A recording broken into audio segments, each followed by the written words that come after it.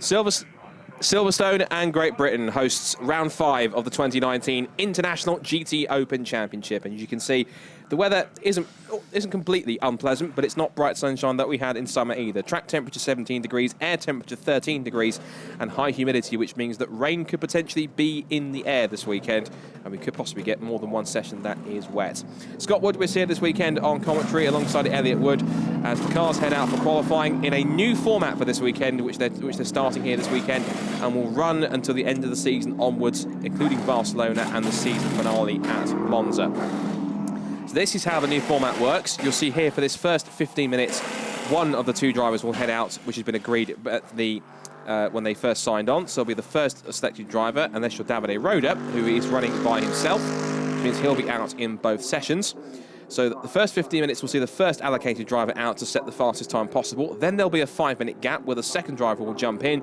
Then they'll head out for another 15 minutes, and it's the combined times from the two drivers in the sessions that will go ahead and set where they start for race 1. Of course, they'll have another qualifying session for race 2 tomorrow.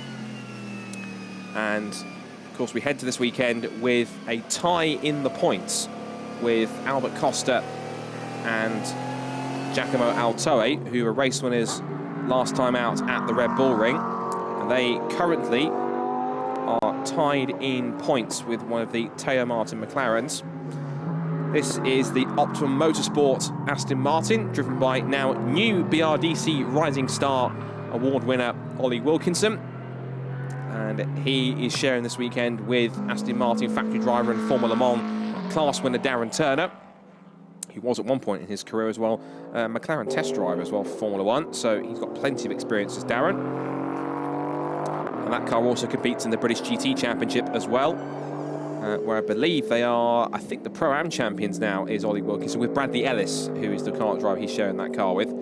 So good to see that they've been one of the committed teams, and they're on home soil this weekend in a circuit which they would have competed at least once this season. As we head towards the latter end of the year, of course, we've already raced at Paul Ricard, at Hockenheim, at Spa in mixed conditions, and then we had the Red Bull Ring last time out with some very exciting racing.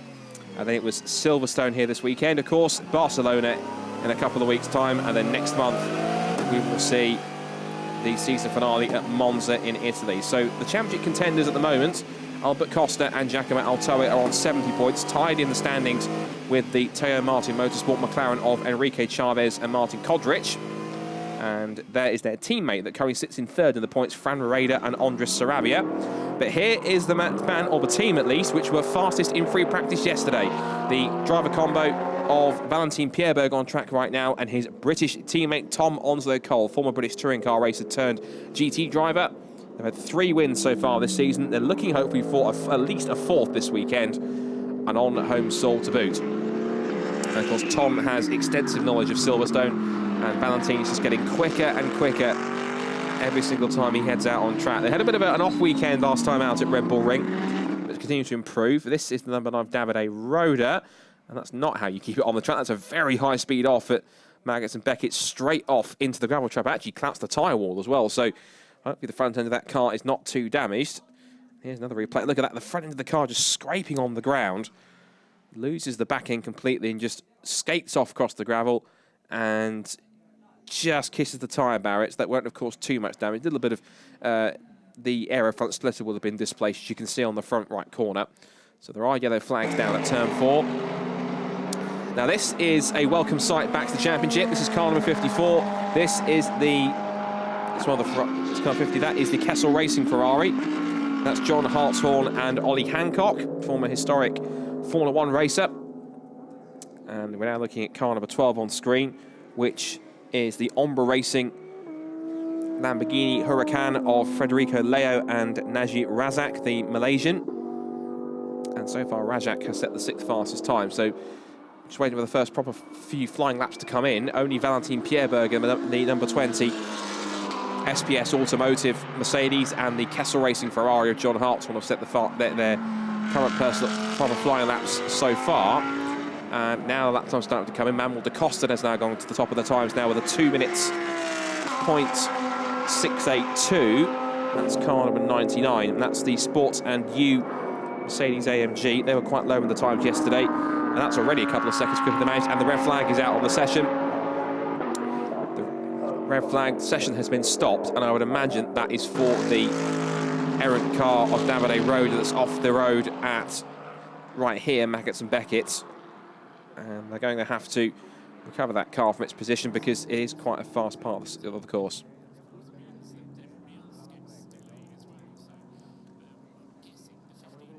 So only 5 cars that actually managed to put in a fast time, and there is Davide Roda's car being quickly scooped up by the ever hard-working British Marshals. Here's one of the Raton Racing by Target Lamborghinis. This is car number 19. That's the Zhaitong Liang and Raffaele Gianmaria car. Only 17th fastest in practice yesterday. 17th fastest time throughout the whole day. And just behind them there is another one of our fast Mercedes in the field.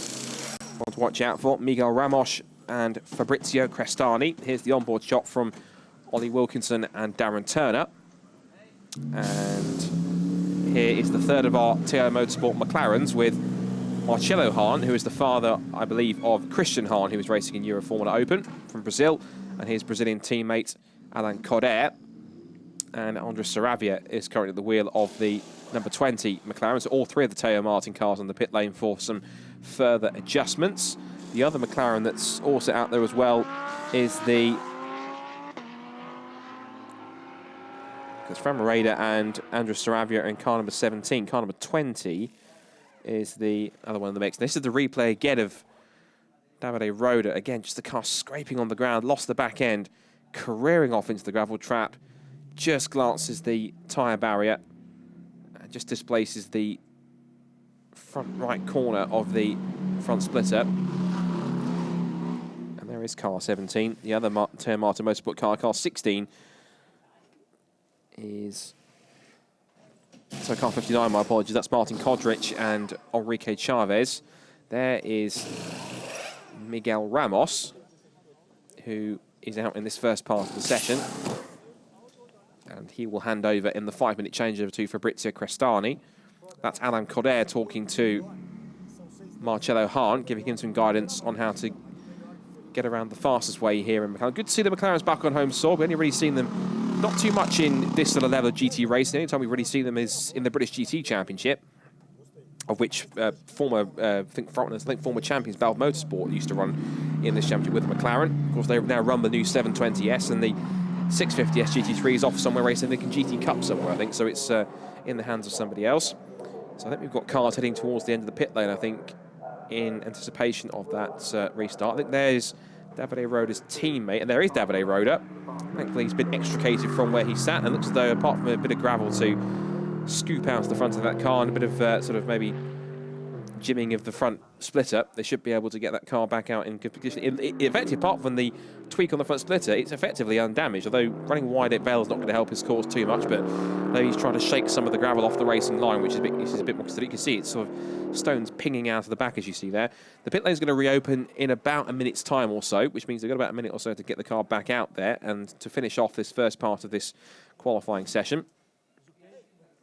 There is another one of our Mercedes, and that there is Valentin Pierberg, and there, connected with the cap, that is Tom Onslow Cole talking to Valentin in an effort to try and get him to possibly set a quick lap time later on in this session. So pit lane should be opening roughly around about 30 seconds time. And we can see one of the Antonelli Motorsport Mercedes, that's car number 6, getting ready to head out, and that will be either Daniel Zampieri or Loris Spinelli. It's Loris Spinelli that's going out for this first part of the session. Andres Saravia is also keen to get out, but you can see there that Spinelli is parked right at the end of the pit lane. Another 10 seconds and we will be underway here once again, as the green light will go onto the pit lane any second now. There it goes. And the first part of qualifying is in the mix. Now, this is one car to watch this weekend. The Senkia Motorsport number 3 BMW M6 GT3 that took a second place in its debut race last time out at Red Bull Ring in the hands of Richard Gonda, the Slovakian and the very fast, rapid Dutch lady, Bijtske Visser, who, of course, has been a race winner and also the vice champion in W Series earlier this year. And all her efforts have certainly been. We've also had the W Series champion here this weekend, Jamie Chadwick, only yesterday, as she was out practicing in a spare RR Racing Formula 3 chassis for Euro Formula Open. She's touting potentially to come out and do a couple of the last 2 rounds at Barcelona and Monza. So good to see that the W Series drivers are moving forwards and getting some opportunities across the season. So now we're on board with Andres Sarabia in the TM Martin Motorsport McLaren. Oh, very twitchy as he goes through Maggots and Beckett's, trying to keep the tyre on the keep the car on the track with slightly cold tyres to get the temperatures up. But of course, having quite cold track from the air temperatures around, of course, it's only about 17 degrees on track and around about 13 degrees in the air, although it is starting to get a little bit warmer, I think, as the morning has gone on. It's very humid out there as well, which means usually a high humidity means there's quite a high chance of rain. So we may see that possibly towards the latter part of the day. And there is the third of those TM Martin Motorsport McLarens, with Marcelo Hahn at the wheel in car number 16. So the current target time is 2 minutes .682 to beat, as Ollie Wilkinson glides the Aston Martin through Abbey and into the village complex. And again, only 5 drivers have set what you could call a representative proper lap time. And it's Manuel da Costa in the number 99 Sports and New Mercedes that has, at the moment, the current fastest time, but I imagine it won't stay that way because the fastest times in practice ended up going to Tom Onslow Cole and Valentin Pierbo with a 1:58.135. 1:30 would be quite impressive, wouldn't it? So it's still a couple of seconds to find time-wise in this session.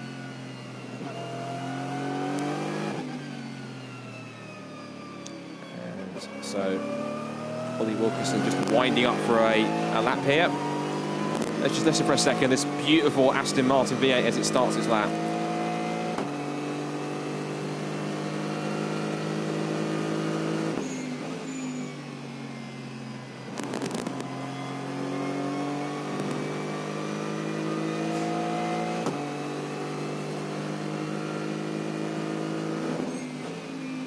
Beautiful sounding, thunderous V8. It's quite different to the V12, which the previous Aston Martin Vantage featured a few years ago.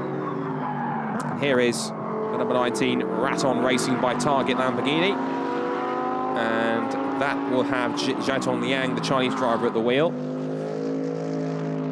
Just ahead of it, looks to be, I think that's possibly one of a Lazarus Racing Lamborghini just in front of it. So Jiatong Liang, I think, he's currently at the moment, as are a few drivers, going quicker than the current sector time set by Manuel da Costa. A lot of track limits used there as they come through. And now we go back on board with Ollie Wilkinson. He's just heading out to the first and now the second Apex Club. And again, using all the rumble strip on the exit, past the Grand Prix pits, and into Abbey they go, being chased down by 2 of the Teo Martin McLarens. There's Andres Sarabia. Beautiful looking car, the 720S. It's nice to see it's used quite handily by Teo Martin, and certainly making the most of it. And it has been quite a front-running contender all season. So not only is it a well put together car, but of course Teo Martin Motorsport, a well put together outfit. They mainly dabbled in run single seaters, but they've dabbled in GTs the last couple of seasons, particularly in GT Open and GT Cup Open as well, where they run a couple of McLaren 570Ss. So Andres Sarabia, of course, sharing that car with Fran Reda. And had an interesting battle with their teammates at one point in Red Bull Ring last weekend. That was the other car of Martin Kodrich and Enrique Chavez. So first few flying laps coming in now. Loris Spinelli has gone fastest with a 1:59.001.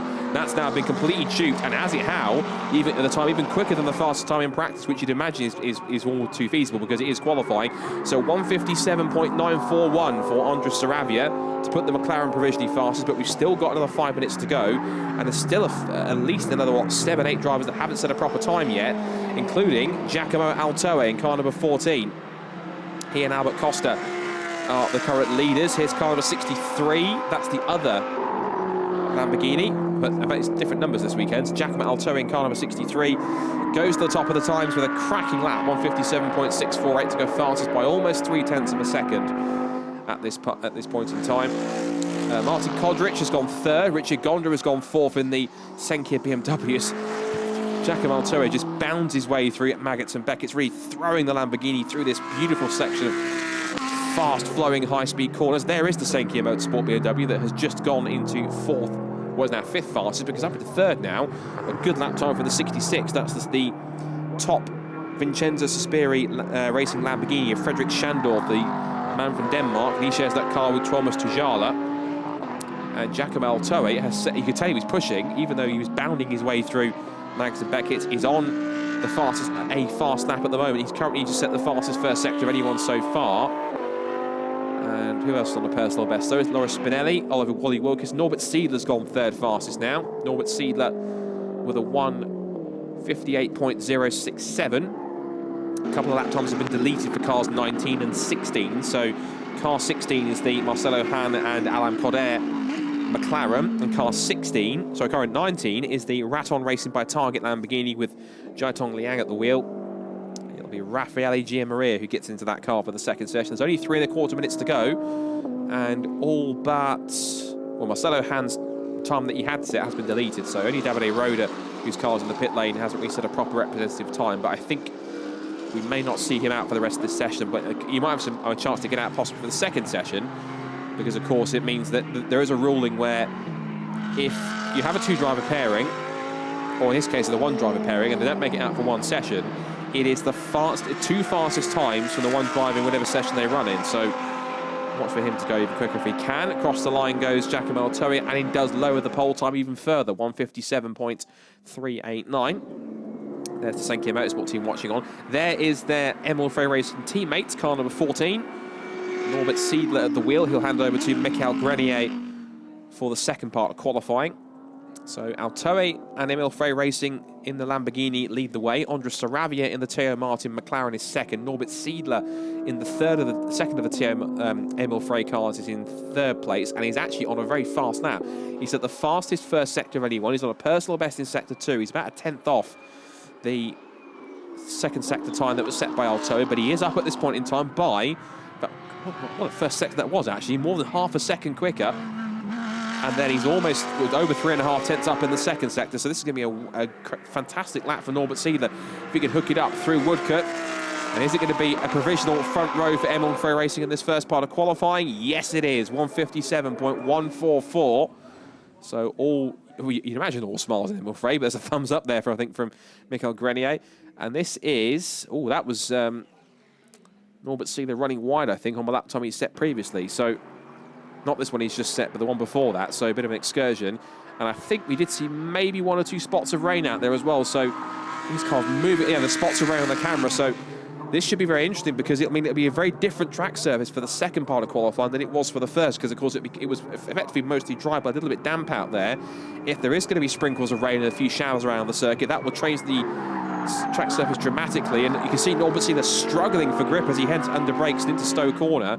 That should be fast it was, but you could hear the car sort of losing traction in the middle of the turn. So anyone looking to try and go quicker in this last minute or so, I think may not be able to manage it. Martin Kodrich is on a good lap. He's on a personal best in sectors 1 and 2, and he's the fastest man out of anyone in the speed trap. So he's currently 5th fastest at the moment in car number 59. Behind his teammate as we watch Norbert Siedler out of Abbey and up towards the arena complex into Village. And then the slowest corner of the circuit, which is the loop. And then the little kink through Aintree, and then onto the long Wellington straight that will take them back down towards Brooklands. And as you'd imagine on this lap, he is nowhere near his fastest time. So there's about 10 seconds to go left in the session, so I can't see anyone else going any quicker at this point, but we'll wait and see what is left in the tank for anyone else in this second part of the session. So remember, they will go ahead and change over to their second designated drivers.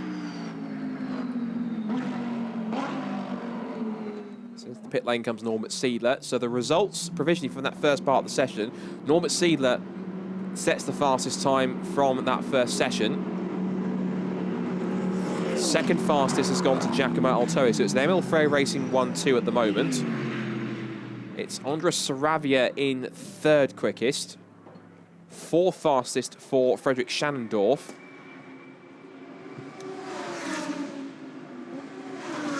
Fifth fastest for Martin Kodrich. Sixth fastest for Loris Spinelli. That's a good effort for Loris Spinelli, actually. Loris, who is going to hand over to Daniel Zampieri for this second part of the session. Seventh fastest for Miguel Ramos, so he'll want to try and improve on that with Fabrizio Crestani. This is a replay of the mishap that we saw from Norbert Siedler and just how tricky it was. And he was trying to head into Magnus and Beckett at a fairly high speed, but couldn't quite manage it. And there is Giacomo Altoe. He's actually still on a flying lap here, so he'll improve, but I don't think he'll go quickest unless he can find a mega final sector here. Almost 2/10 off the fastest time. He does continue second. He found some time in the last sector, and he's only 69 1,000th of a second off that fastest time set by Norbert Siedler. So 1:57.213. And there's still a couple more drivers potentially out there turning lap times. That's Valentin Pierberg, just letting the number 6 through, Loris Spinelli. Loris, as we said, ended the session in 6th position. Rest of the top 10, we saw Richard Golder in the BMW. 7th fastest, he'll hand that over to Beitz-Gewisse. 8th for Miguel Ramos, who's dropped down a couple of spots now. 9th for Indy Donche. 2nd fastest in Pro-Am as well, because you've got 3 different classifications of pro driver lineups. Then you've got Pro-Am and Am. So Norbert Siedler is currently the fastest of the pro cars out there. The fastest Pro-Am car was Frederick Schnannendorf, and Manuel da Costa, the fastest Am. So here's the results from the first part of qualifying then. Norbert Siedler, fastest time with a 1:57.144. His Emil Frey Racing teammate Giacomo Altoe is second, but only, how many is that? 69,000th of a second off the fastest time. Andres Saravia leads the Teo Martin Motorsport McLaren charge, 1:57.941. A good effort from Frederick Schandorf to put the Vincenzo Sospiri Racing Lamborghini fourth. Martin Kodrich for Teo Martin in the McLaren fifth fastest. Good effort as well from Loris Spinelli, sixth fastest in the Antonelli Motorsport Mercedes from Richard Golder in the BMW. Then Miguel Ramos, Indy Donche, Ollie Wilkinson. Here's the rest of the top 20. And anyone that didn't reset the time was, of course, Davide Roda, who had that off in the first part of the session when he lost the car through Magnus, Beckett and Chappell. So now there's a bit of a 5-minute interval here for the drivers to swap over to get a feel for what the track's like. Although the feeling will be is that most of these drivers will have set their lap times when the circuit was effectively pretty much bone dry. They won't have really experienced it too much when it was starting to drizzle a little bit, when we saw the likes of Norbert Siedler out there struggling for grip. As we see, Ollie Wilkinson brings the Optimum Motorsport Aston Martin in, and he will hand over to his highly experienced teammate Darren Turner. Good to see Darren in the championship. And the Antonelli Motorsport boys also going hard to work. You can see a sea of people in there as several drivers all jump out and several more drivers jump in their place. So just to clarify who is going to jump in for which car. So Norbert Siedler, who was fast in that first session, he will hand over to Michael Grenier. Giacomo Altoe will hand over to Albert Costa. Andres Saravia is going to hand over to Fran Rader in that third place Teo Martin McLaren. Frederick Schandorf will hand his car over to Thomas Tujala. Fifth fastest man Martin Kodrich is going to relinquish it to Enrique Chavez, the Portuguese driver. As we said, Loris Spinelli will give the car to Daniel Zampieri. Seventh place man Miguel Ramos is going to hand the car over now to Fabrizio Crestani to try and improve his efforts in the number 10 Mercedes, SPS Automotive Mercedes.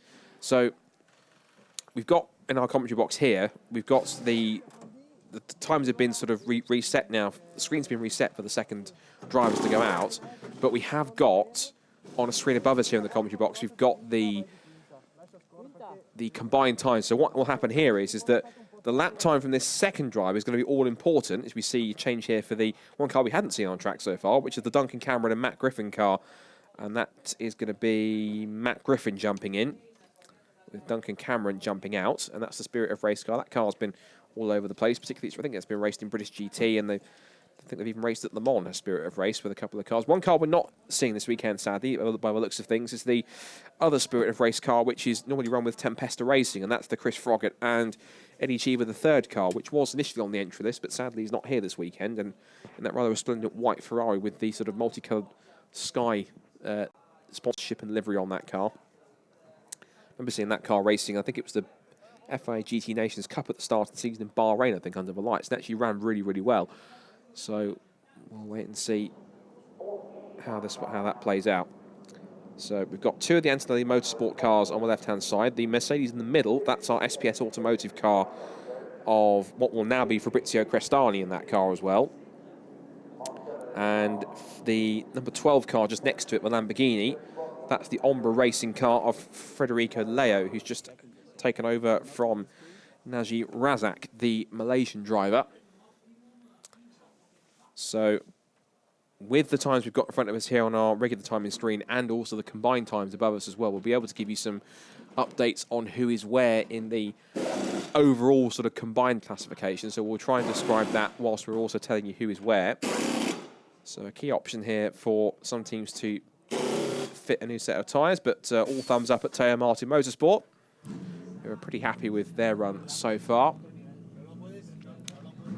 So looking at where their cars have ended up, the three McLarens have ended up 3rd, 5th and 16th, because it was 3rd fastest for Saraviat, 5th fastest for Kodrich and 16th fastest for Marcelo Han. So pit lane is now open, so the second drivers will head out for their start. And the first car to move is the Raton Racing Lamborghini, now with Raffaele Giammaria at the wheel. And out he goes with that beautiful singing V10 in the back of that Lamborghini as it echoes off into the distance to see if he can explore the circuit. Next out is going to be Alain Coder in the Teo Martin Motorsport McLaren. Off the jacks come a couple more cars. The SPS Automotive Mercedes, I think, are ready, as is that number 8 Mercedes of Giuseppe Cipriani, who is one of the only other solo drivers in the field. So effectively it means that their two fastest times, I think, from basically Giuseppe's fastest time from session 1 and then the fastest time from session 2 will both be combined to pick up the combined times for their grid slot for race 1. This is Darren Turner at the wheel of the Aston Martin. Good to see a factory Aston Martin driver out here this weekend once again, and he has been Ollie Wilkes' regular partner this season as Raffaele Giammaria goes out to explore the track conditions. It looks as though that whatever shower we had earlier on, which we saw on the screen, seems to have dissipated and disappeared, because the circuit seems to be getting back up to speed now. And there we see some of the Teo Martin Motorsport guys just having a bit of a chat about the conditions. There is Fabrizio Crestani, who got into a bit of hot water at the last race at Red Bull Ring after he had got a bit over-eager on the start, and the front few rows the first 3 cars ended up going 3 abreast down the pit straight at the start of the race, and it was deemed that Crestani's car was in a position where it shouldn't have been at the start, and it may have been starting to overtake the top 2, and as a result he got a drive-through penalty. But now trying to rebound as best he can. Here is Beitskevissa at the wheel of the Senkia Motorsport BMW. Brilliant debut for that car back at Red Bull Ring with a 2nd place in their first race. Brilliant bit of driving in the first stint at Red Bull Ring from Richard Gonda. Handed it over to Beitskevissa, and they leapfrogged both of the Teo Martin McLarens that were in front of it. So a cracking stint, and great to see it in there. There's still some spots of rain on the camera, as you can see, so maybe there is still a little sprinkling of rain around in the air, so it may not be totally dry out there, and it might be a little bit greasy in some points, but we'll see how they tackle it here at Silverstone.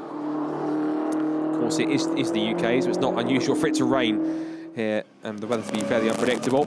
Here is Darren Turner then, making his way out of Luffield, and now on the sprint towards Woodcote to start his proper first flying lap.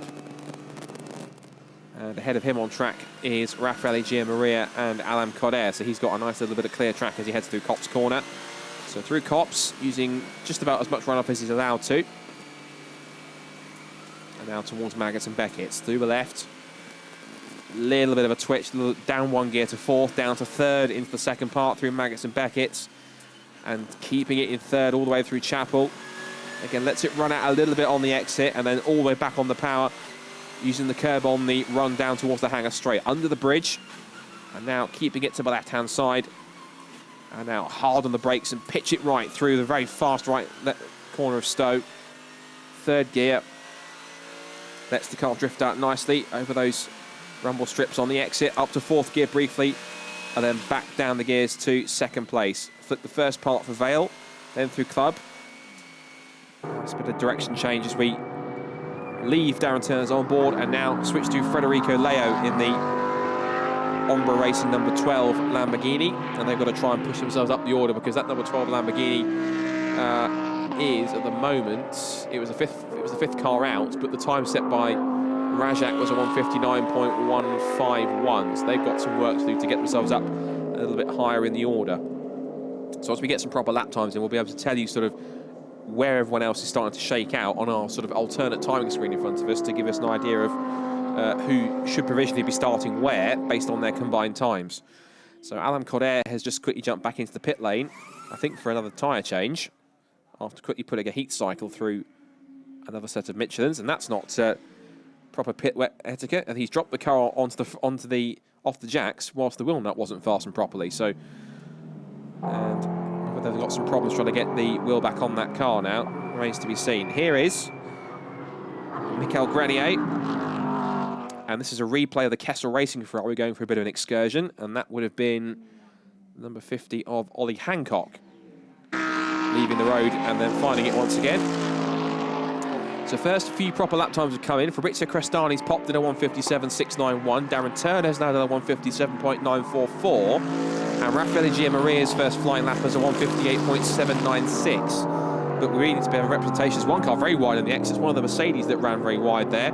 That was the number 99 that went off the road. That was the Miguel Sardinia Mercedes Sports and new car that was fairly high up in the early stages of the session. And that's a shame because Darren Turner actually was up by a couple of tenths before he got held up by the sort of ambling Mercedes. So he's now got to try and get himself psyched up again for another lap. And Mike Scavissa has put in her first flying lap of this part of the session, 1:59.587. Tom Onslow Cole has also popped in a 1:58.093. And Fabrizio Crestani's going quicker on this lap by the looks of it. He's not too far behind these two. Looking at the times, Darren Turner's making his way into the arena section through Village and up through the loop. And just a flash of the shot in the background, that was Fabrizio Crestani in the grey and red SPS Automotive Mercedes. There it is, just for a split second.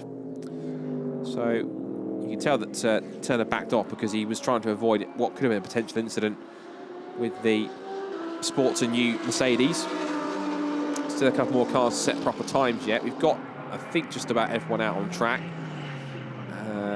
Daniel Zampieri is the only one that hasn't properly come out yet, although he is on track at the moment. Car 40, Michael Grenier, the 1:57.144 that is just set has been deleted for cutting turn 5, so a bit too over-ambitious on the curbs through Magnus and Beckett by the looks of things. Across the line comes the Spirit of Race Ferrari with Matt Griffin at the wheel. It comes from Crestani, who goes fastest in this part of qualifying, 1:57.186. So we're starting to get, I think, some of the combined times to come through, I think.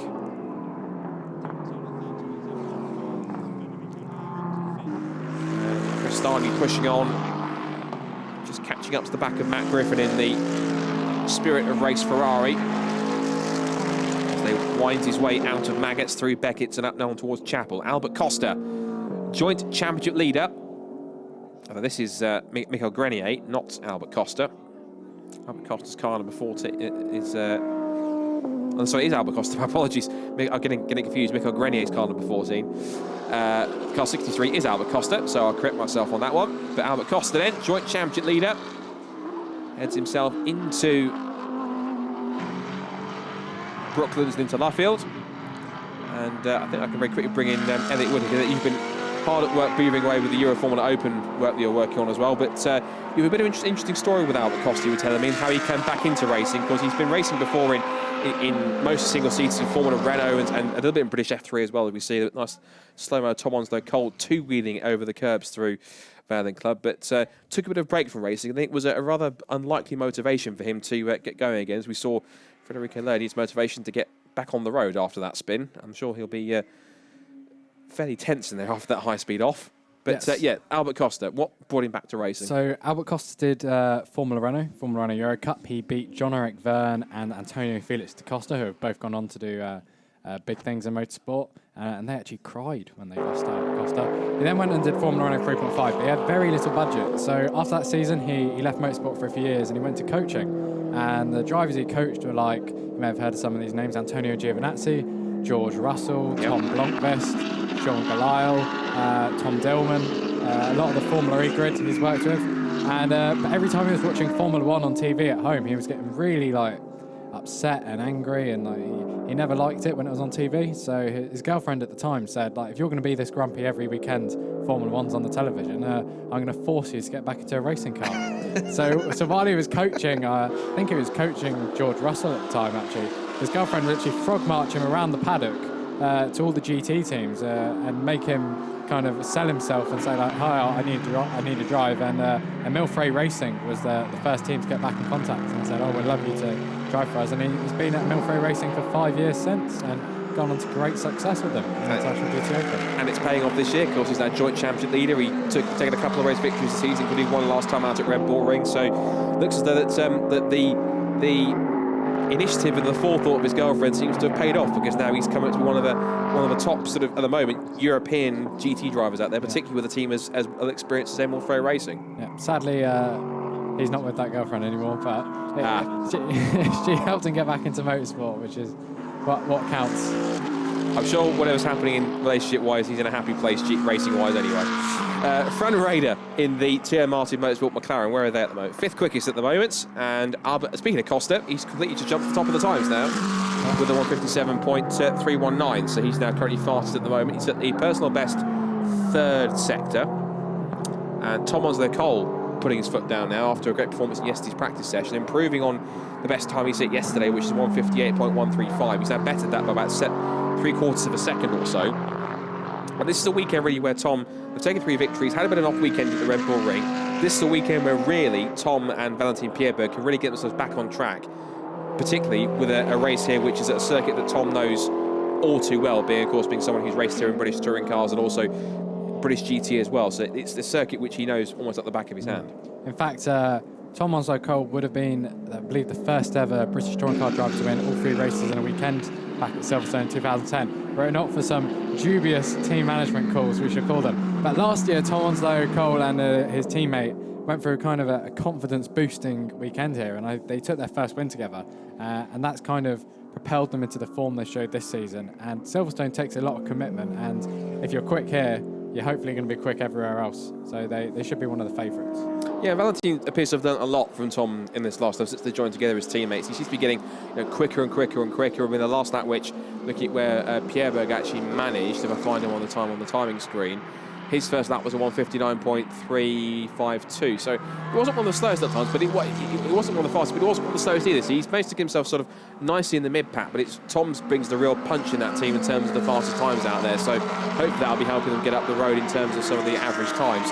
So looking at the times so far, it looks like it's possibly maybe it's an average of the 2 times, I think, because rather than combined time, I'm seeing like averages in terms of the 2 combined. So it looks as though at the moment, with about less than 3 minutes to go, it is the Costa now. It's currently an Milfray Racing 1-2 on the grid at the moment. Then it's a Teo Martin 2nd row, the Ramos and Crestani, and there's an SPS Automotive 3rd row. So we've now got 2x2x2 for the teams. We've got a pair of Lamborghinis provisionally on the front row from the combined times, a pair of McLarens on row 2, and a pair of Mercedes on row 3. So I'm not calling it Noah's Ark, but they're certainly in good 2x2 formation here on the grid so far. So should be quite interesting as we see less than 2.5 minutes to go. And Albert Costa, I think, just trying to find a bit of time here to try and find one more proper flying lap to get himself to hopefully try and cement pole position. It's Fabio Crestani, who might have other ideas on that, because he's currently at the moment 5th in this session. But he's in this first sector, he was 600ths up on the best time set by Albert Costa. And Onslow Cole's flying as well. Look at that. He's up by almost a tenth and a half. So the two Mercedes, they're on a charge on this lap so far. And all the weight in the Mercedes is mostly over the front axle, isn't it? Because it's front engine car. So will that help it off the start as well? It's usually, I've known that if you have more weight over the rear, you get more rear traction. Like you see something why, for example, the Porsche 911 in those cars, they only have better traction because all the weight's on the rear with all the engine, whereas on the front, it might help maybe with front downforce in the corners, but sometimes if the car's too front heavy, it can be a little bit sort of understeering, a bit clumsy. So, but the Mercedes seems to have that nice little balance of having a front engine car but having quite good handling. Crestani's gone to second fastest, and that's helped them move up to fourth fast now. So they've split the two Teo Martin McLarens. Tom Onslow Cole tries to get as close to the pit wall as much as he can, and he stays third, so he lost time in that final sector. He was quick in the first two sectors, but had a really poor final sector, and was about a half a tenth advantage, now down to about a quarter of a second, as we see Giacomo Altoe sort of in a bit of a smiling and mischievous mood in the garage. But Tom Onslow Cole, he's got time to improve. He's got about a minute or so left on the clock to get himself back up there, but bit of a mystery what happened in the last sector there. I didn't quite see anything that seemed to be too untoward or a mistake or someone holding him up, really. He may have been saving his tyres, because given this will be his last chance of the whole qualifying session, set a lap, he may have wanted that extra little bit of tyre life for his last effort before the checker flag comes out, which is due in 35 seconds. Here's Darren Turner. He's flying as well. Look at that. Fastest first sector of anybody. Personal best in the second sector. This lap could possibly put him somewhere around the top 5 if he can keep it nice and tidy, but that's not going to help. He was a little bit too wavered over the first part of that curve. He took a lot of curve, very aggressive, and car was wiggling around quite a lot with oversteer as he came into the apex of Luffield. He heads up through Woodcote, across the start and finish line. And did he lose time? Yeah, he did a couple of tenths. That was all just that entry into left field corner was a little bit too aggressive, and it's just hit the curb. It unsettled the back end of the car. But as a result of that, Darren Turner has now moved the Aston Martin to 7th place at the moment as the checker flag goes out. Split the two Pro-Am entries in our classification at the moment. And that is the Pierre Berger and Onslow Cole Aston Martin and the Schandorf and Tugela Lamborghini. This is Federico Leo. He's just got a warning flag for track limits at Stowe, I believe, and he's just completed his lap to no improvement in 10th place. And there's Albert Costa, who is, I think, quite pleased with his morning's work, I think, because it looks as though that car is going to be on provisional pole. So nice little hug of the team. One of those drivers who helpfully has their name on their helmet. Do you think we should introduce like F1 style identification, have bigger names on helmets so we can identify who they are, maybe, particularly with GT drivers. Alan Correa into the pit lane, as is Tom Onslow Cole. Looks like he's abandoned that last lap. But even so, 3rd place, and as a result, that's helped them jump up to P6. So a really good effort for Tom Onslow Cole, along with a solid lap in the first part of the session from Valentin Pierberg, has helped them up into P6. So they are also on Pro-Am pole position as well. So good effort, and they're in a good position to, I think if they can perform well, particularly on Tom's stint, potentially top 5 could be on the cards. If they play the cards right, play the cards right, maybe a podium could be possible if they can get the measure of the McLarens and Lamborghinis around them. Yeah, if I remember correctly, last year, I think Tom stretched out a big lead, and and there was a safety car, so he handed over Valentin. He did a good job, didn't lose too much time, but the safety car wiped out entirely, and he had to hold off several pro drivers right behind him for the rest of the race. Should have been a high-pressure scenario. And Cristani's just crossed the line, no improvement. He's in 2nd. Still 2 cars on track, I believe both for Aston Martins. Darren Turner's on track, and also so is Matt Griffin in the Spirit of Race Ferrari. Looks like Davide Roda, after his off, didn't make it back out for that second part of qualifying, so it looks as though he will start from the back of the grid in 20th position. The returning Kessel Racing Ferrari is back down in 19th after John Hart's wanted a 2 minutes 2.038, and a decent time for Ollie Hancock, who put it 12th fast. It's good to see Kessel Racing back, and they've sort of gone off and raced other GT competitions and gotten stronger and stronger. But here is the result of the second part of qualifying. So Albert Costa puts it fastest, 1:57.057 with the best time.